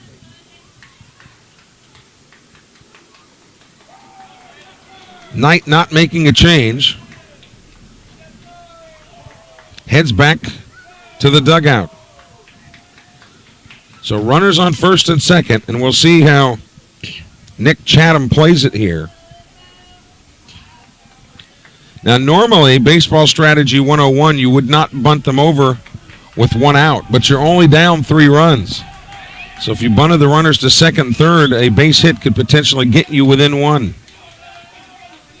It would also rid Greene County the worry of a double play. He's not swinging. Ball gets past the catcher. So they won't need to bunt. Runners go to second and third. The plot thickens.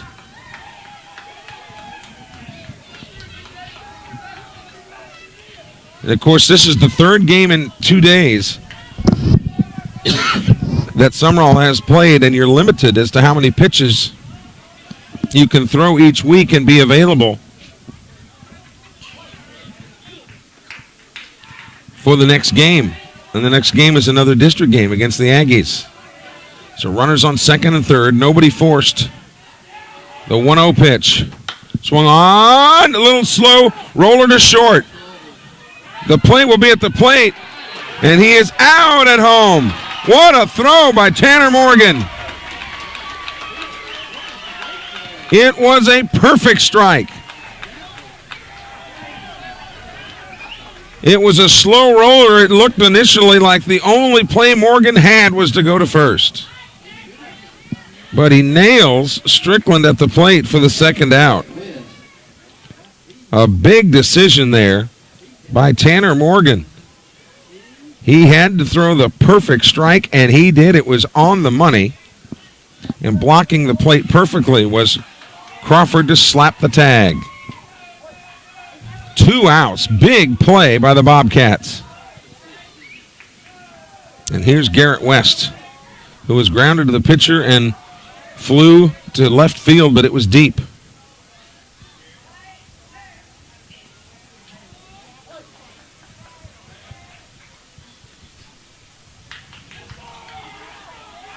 Throw over to first base. Runner back in time. Boy, that cannot tell you. That sequence had to be executed just perfectly all the way around. First pitch is laced into the net foul. Because you're thinking, if you're Morgan, all right, we get the out at first. That would give us the second out. It's just 1 run. But when he saw Strickland get kind of a late start, and the reason Strickland had a late start is because it looked like Sanford had an opportunity to catch that ball, to snag it as it went by.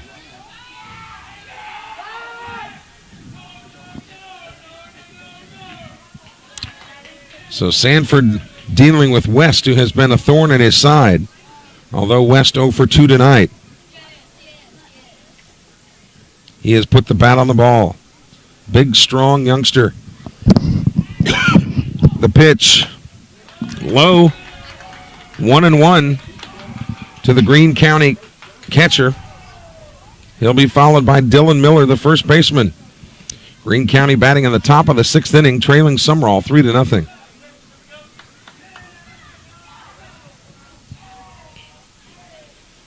The 1-1. Swung on. Here's a slow roller. This will be Barrett. He'll make the play. To first base. He's out, and so too are the Wildcats, who come up with nothing.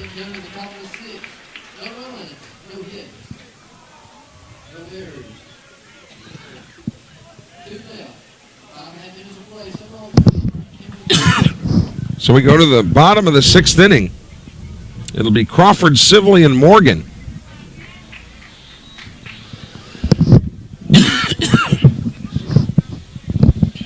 The Wildcats have only put up 1 run in this series. Remember, they split with Purvis earlier this year, something that no other team has been able to do.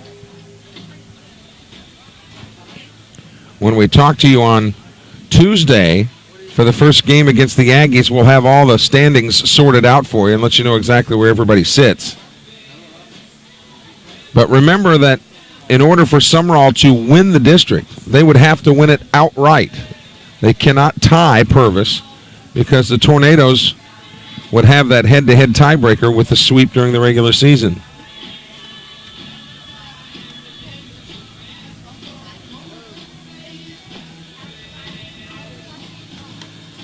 And who is headed to the bullpen?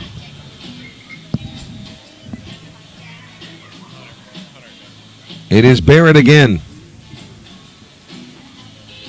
Should he be needed in the 7th, but I would think this would be Halen Sanford's to win or lose.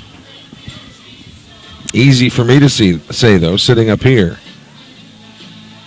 Crawford will lead it off for the Wildcats here in the bottom of the 6th. He has struck out, walked, and scored, even though it was Logan Powell that scored on his behalf. The Iron Horse for the Bobcats, who's caught just about every game this year.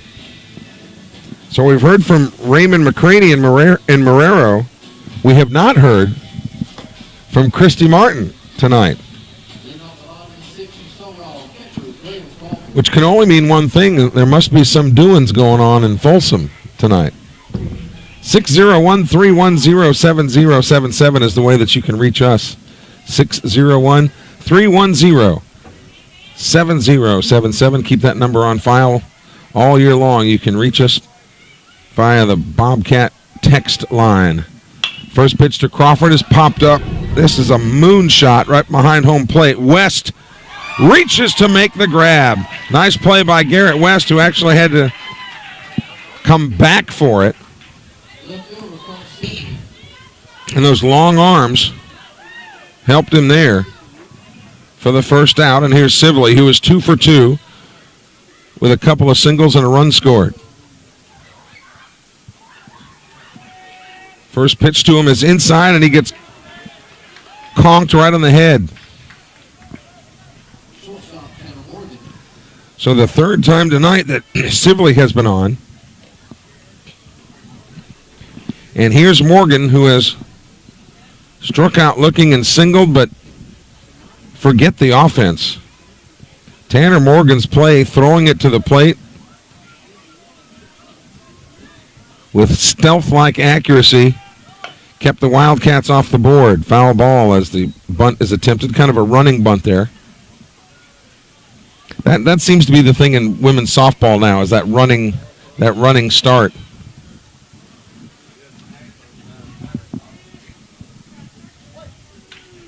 Yeah, and I guess in softball you're not out if you hit the ball when you're out of the box, because most of the time they are out of the box when that happens. That pitch is too high. 1-1 to Morgan, the leadoff hitter, Dennis Jackson, on deck as Sumrall tries to pad a 3-0 lead here in the sixth. Wildcats are down to their last 3 outs. The 1-1 pitch. Swung on. Here's a chopper that'll be handled by Creech at third. The flip to second for the force out. And that's where they go on the fielder's choice. So Morgan is on. It is Sibley that is extinguished at second. So 2 outs. And here's Dennis Jackson. He's got a sacrifice fly and an RBI to his credit. Also a run scored after a walk. Sumrall looking to make it a 4-game winning streak. First pitch by Jackson. It's to second base. Only play is at first. Good stretch. And the play is made by Peyton Roberts. So Sumrall goes down, stranding a man. So we go to the last chance 7th for Greene County. It'll be Miller, Moore, and Jones. And will it be Halen Sanford that takes the hill, or will it be Hunter Barrett? It looks like it'll be Barrett. Here he comes. So what this means is that Halen Sanford cannot lose this game. He can only win it. Barrett will come on. No save yet.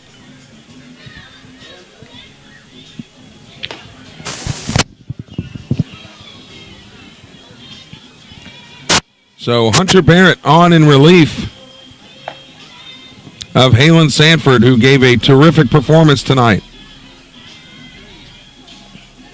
And now it's in the hands of Hunter Barrett to try to finish it up and sweep the Wildcats 1-2 test in this district.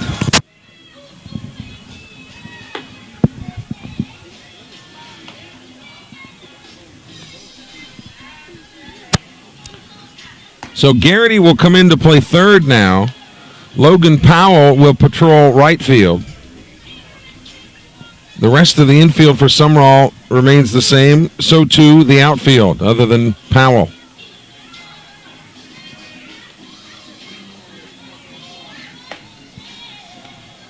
Good to see Barrett back on the hill. Dealing with some tenderness on his backside earlier in the week. It's always funny. Parents always say, I'll show him pain on the backside. Doesn't get back in there. So here's Dylan Miller. He has singled and grounded to short.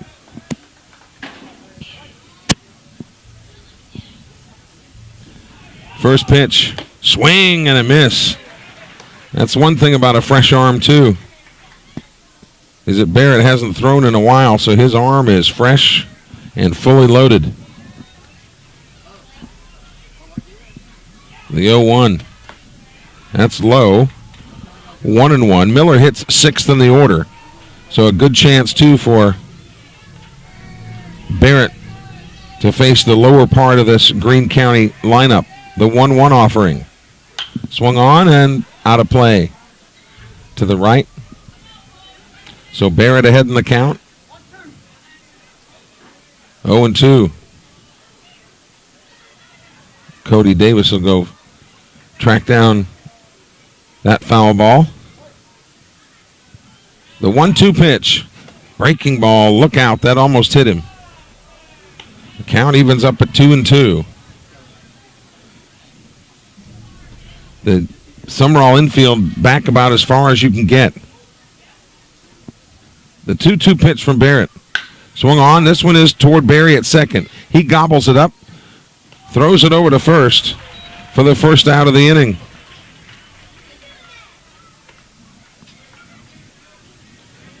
And here's Kenneth Moore. He has popped to Barry at second and has walked, and he was stranded at second base. Only 2 hits on the night put up on the board by Greene County. Prentice with a double in the first, and Dylan Miller with a single in the second. That has been it. Here's a chop ball. That's a fair ball. Garrity comes up throwing, but it's too late. I spoke too soon. That's a hit.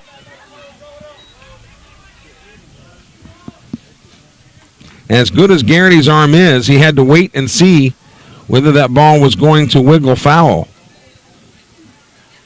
But he certainly couldn't let it go across the bag, endangering a double. So here's Dylan Jones now, who struck out looking and grounded to third. First pitch to him is off the plate, ball 1. A man on and a man out here for Greene County in the last chance 7th.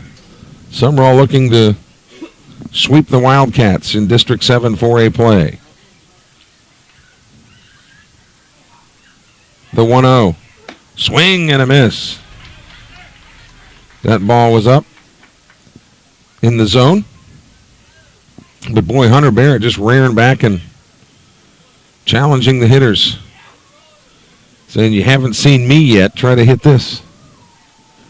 The moon trying to work its way over the trees in center field. The 1-1 pitch. That gets by Crawford.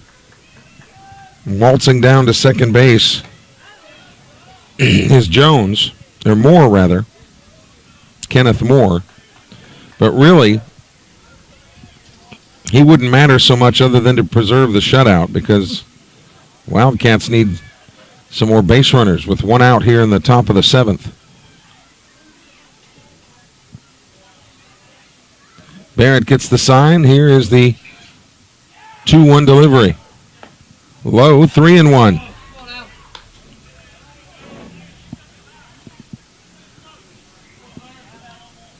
So Barrett may work himself into a save situation here.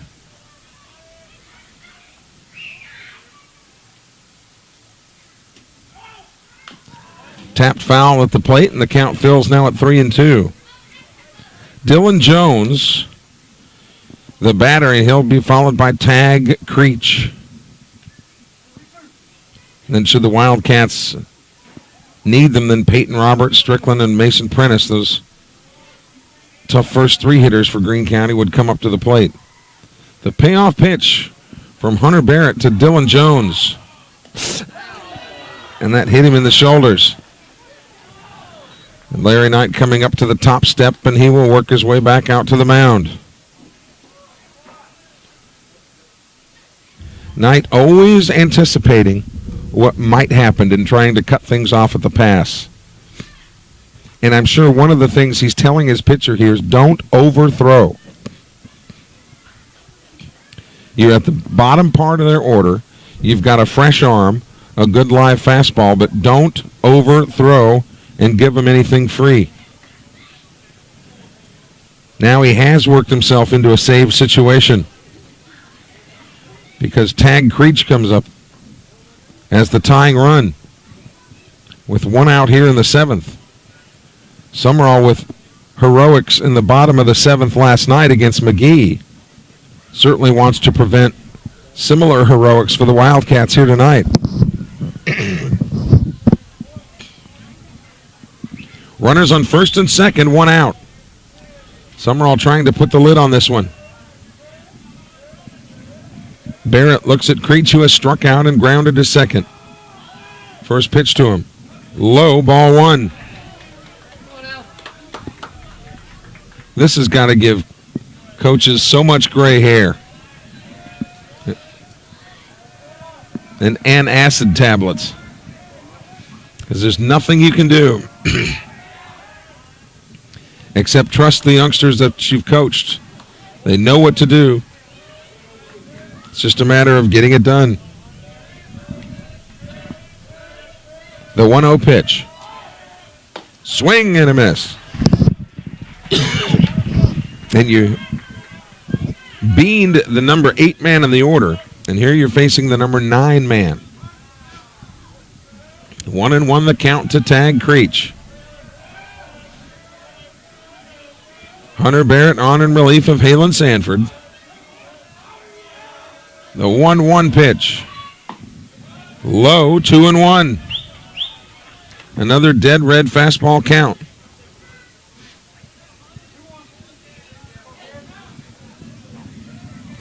Moore is at second. Jones is at first for Greene County.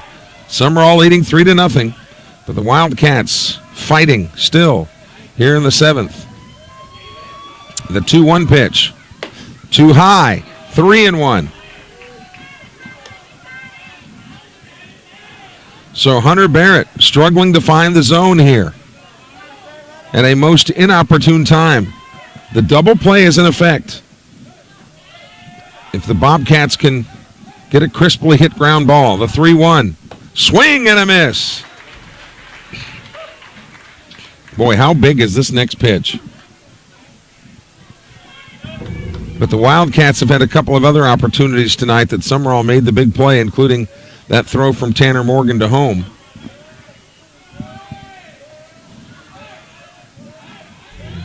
To keep the shutout intact. 3-2 pitch swung on, ground ball to the pitcher. He'll go to second for 1, and it's off the glove of Tanner Morgan. A run scores. He tried to go to second to start the double play when he was about 10 feet from the bag at first. So now runners on first and second with 1 out. It is a 3-1 ball game. Sumrall's first error of the night.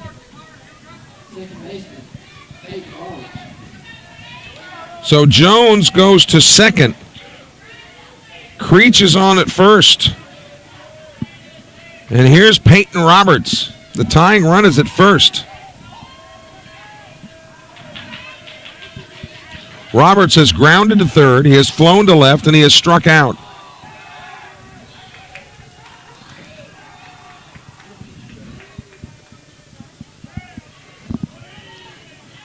So Hunter Barrett on in relief of Halen Sanford is weaving a tangled web here. First pitch is a strike on the corner.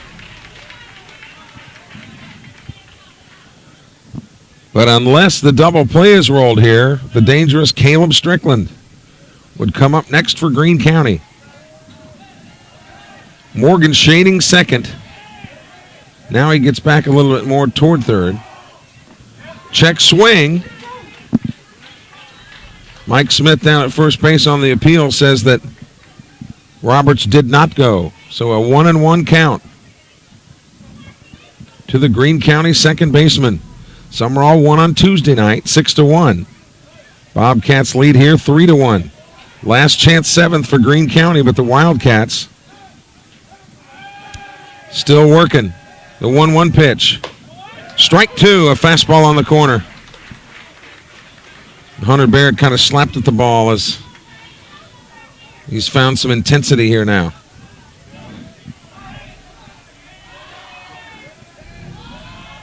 One and two, the Greene County bench. Riding Barrett pretty hard. The 1-2. Swing and a miss. Off-speed pitch struck him out. 2 away.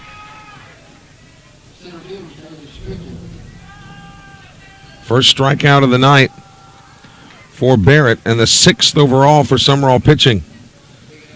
So it's up to Caleb Strickland. Runners will be moving on any contact.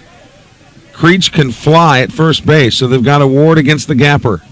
First pitch, low, ball 1. Larry Knight encouraging his pitcher from the dugout, just hit your spot and trust this defense. 3 runs, 6 hits, 1 error for Sumrall. 1, 3, and 2 for Greene. The 1-0. Swung on here. This is to Morgan at second. He will step on second himself, and that's the ball game.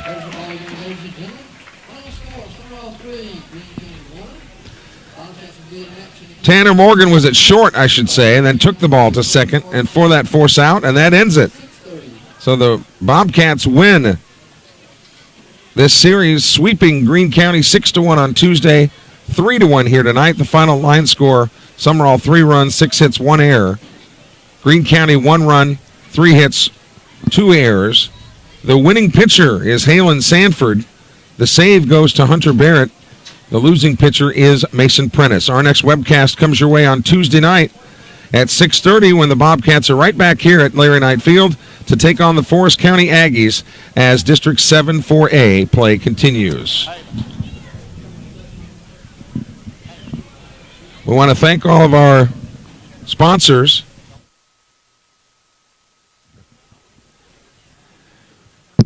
who make our webcasts possible, including Diversified Forestry, South Group Insurance, the largest independently owned insurance company in the state, with 20 offices to serve you, including Hattiesburg, Columbia, Collins, and McGee. Premier Orthopedics, Dykens Professional Drugs in Laurel, MCS Building Supply and Insulation,